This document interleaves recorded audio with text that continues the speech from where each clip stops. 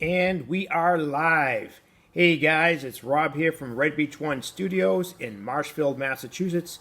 And we wanted to record this quick video update for you today to give a post-ArmorCon recap and do a quick review of what's going to be coming up in the upcoming weeks heading into, here we are mid-October heading towards November and beyond here at the studios. And we definitely have some good things planned out for you. We're going to be bringing back the Sunday coffee hours, which will be returning at some point, probably November. It's looking more and more like November now as opposed to in a few short weeks, let's say. But we're really working towards it. We're going to be bringing it back, and we'll be doing our Sunday morning coffee hours like we have been for a couple, since last year or whatnot. But anyway, we wanted to recap ArmorCon. It was a very successful show for us as a vendor, and we were able to hang out with some good model buddies we've known for a number of years, meet a few new ones. One of the highlights was meeting Steve Munsell from Value Gear for the first time in person. So that was great. We had a great weekend. We ended up hanging out with some good friends like Taesung Harms from Alpine Miniatures. That was great. And some of the other guys. Overall sales were up. It was definitely an improvement this year over last year as far as that goes. We're able to make quite a few contacts. In fact, we had a number of our customers coming up to us and saying, "Hey, you're that RB1S Studios guy. You're on, we've seen your videos and all that stuff." So that's great indication. We made a couple new friends along the way, which we're hoping to get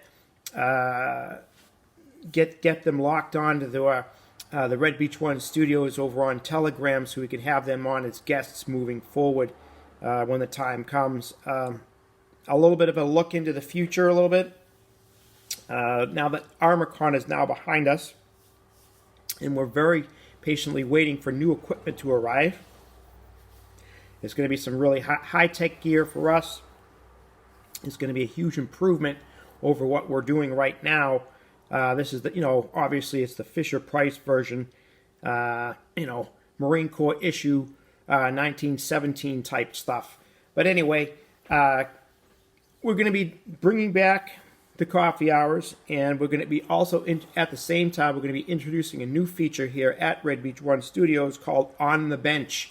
And I think we have mentioned it in the last couple video updates that we had done.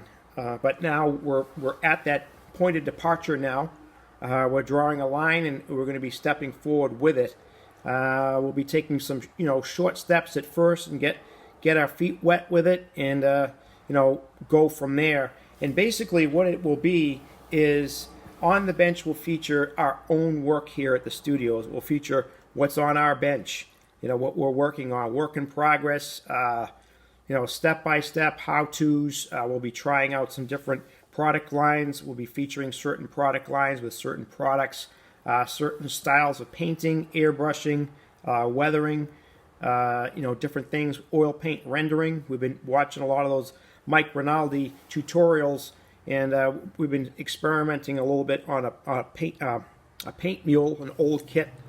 So we're getting our, fingers dirty with that and getting some experience with that, and we definitely have improved our game plan. So the next major obstacle will be for us to take pictures of and broadcast our work and have our own RB1S Studios content. And moving forward with that, we're going to be, taking the next step forward, let's say, and we're hoping that with the new equipment, some better lighting and different things, better presentation. We're going to be working on editing our videos as opposed to the raw form like they are right now. So those are all things that are in the future. So it'll be the coffee hours will be back. We're going to introduce the On the Bench feature, and we're going to be changing up our fall content as well. So we're introduced to a couple new features. Some new podcasts out there. the Modeling Miscreant podcast. One of the guys, a good friend of ours from a while back, Rob Reviso. Hopefully we pronounced your name right there, Rob. But correct us if we're wrong. But anyway, some great stuff coming from them. We were introduced to that over the weekend at ArmorCon, and we thought that was pretty good. So we're locked on with them. We're going to be promoting them as well, and definitely something different. It's a little bit more rough around the edges, but we kind of like that. We kind of like that here at the studios, Red Beach One Studios, because we're not exactly polished and shiny either. So anyway, so we'll be introducing some new content for the fall, heading into the fall months. And another one we're going to be introducing is a little bit of a retro. We introduced to it one of our regulars here at the Sunday morning coffee hours that brought to our attention a video channel and Patreon channel by the name of Tank Brusher. Some pretty impressive stuff there. 1/35th scale, German armor, very rare vehicles, very interesting vehicles, and the guy also does some 3D printing and all this other stuff for tank tracks and various parts and pieces and stuff. But some very interesting material. So we're kind of backlogging that a little bit. You might see some of his videos come up on our Telegram channel or some of our other social media platforms. So basically, we're going backwards in order to go forwards. But we're quite impressed with it. It's very high-end detail stuff with the kit conversions and different things like that we appreciate, because that's the kind of the level of detail that we're into as far as the research and making specific vehicles or kit bashing or scratch building parts and stuff like that to create a very specific vehicle. And that's actually one of the things we're going to cover down on with our own Red Beach One Studios on the bench feature with the VK4501, which is the Tiger One prototype. And so anyway, and one of the things we did catch at ArmorCon is that we made a couple small purchases. We didn't overly spend. We were more interested in selling and raising some funds so we could get some new equipment in here and further expand what we're doing here. But we did pick up a couple small items, a couple kits, and it kind of goes along with the same vein of specific versions of German armor and stuff like that. So we picked up a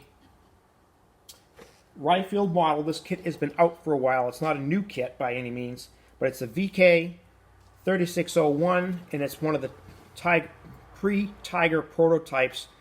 Basically, it's a what-if tank, but there was some designs for this, and we just wanted to throw this up real quick. You guys can see that VK3601. It's a Tiger prototype. It's a unique design. It's something that developed into the Tiger One later on. So that it's designed. This kit is more or less designed as a what-if type of situation, and we actually enjoyed some of that too as well. But we're going to be building it as a factory vehicle or as a prototype vehicle. And we want to do a different scheme on this.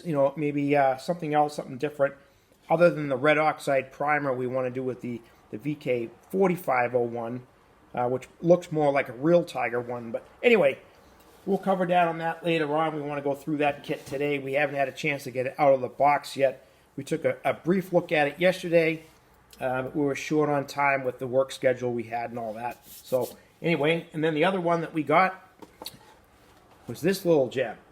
This is the new Tamiya U.S. Infantry Scout set. I think it's a 5-figure set or a 6-figure set. But these are not the old school Tamiya plastic figures from the old days. These are really nice. And in fact, we had known that these were coming out for a while now, and they're using 3D printed technology and applying it to injection molded plastic. So we had seen on social media a couple different locations there some work that Calvin Tan had done. Now he's a well-known, world-known figure painter. He's worked with Alpine Miniatures, and he has his own signature set over there at AK for painting figures and US type of stuff. But these figures, these are great. We're going to work with these along with the M18 Hellcat project further down the line. We actually have to do a review for the tank wrap M18 Hellcat track links. In fact, we had planned on doing that today, but depending on our time limits and constraints around here, we may or may not be able to get to it today. But we're going to do our best. So basically, a dry run with a Tamiya M18 Hellcat, followed by a hip pocket review and assembly of the tank wrapped M18 3D printed resin track links. So we're going to try to get that together. If we can't get to it today, that will probably go next week. But we're going to get at least started here today. We have a Patriots football game at 1 o'clock. We have another obligation that was snuck up on us from behind. Unfortunately, life gets in the way. Sometimes family comes first, guys. You know, even on a day off when you have plans to do something else, sometimes you have to drop and run. But anyway, guys, we wanted to cover down on the quick things, at least for today. This is, you know, like a quick hip pocket, you know, one-off type video thing that we want to do for this week anyway. And we'll move ahead with some other things here today. But we wanted to touch base with you, bring you up to speed on what's going on here at Red Beach One Studios. And we'll be moving forward with our game plan for the day.